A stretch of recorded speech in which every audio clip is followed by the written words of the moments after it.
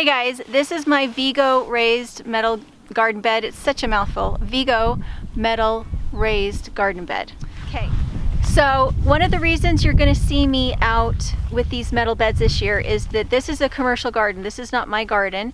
This is a demo garden, and we needed something that went together really quickly and was beautiful and easy to use. And so some of the footage I'm going to show you is of people being in this garden and gardening for fun. And the height is perfect for adults. I have some lower beds that we use more for kids, I think, but for adults, or if you're in a wheelchair, this might be the ideal height for people that just can't really get down on their knees to do gardening in the soil. They each have 4 connecting bars in the middle that keep them from collapsing in or bulging out as the compost settles.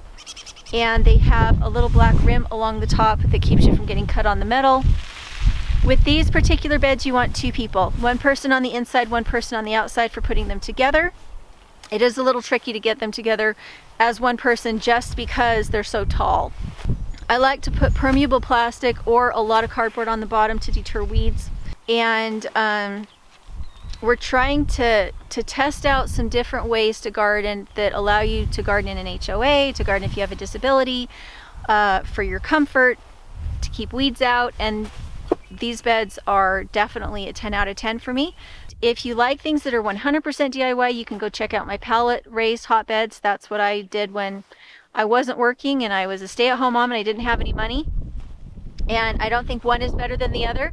These are definitely simpler to put together and don't need the reinforcement the pallets need, but they're also more expensive because you have to buy them retail. I don't think there's anything wrong with having to buy it retail if you have the money. These are a really simple, elegant solution. So we'll talk to you later.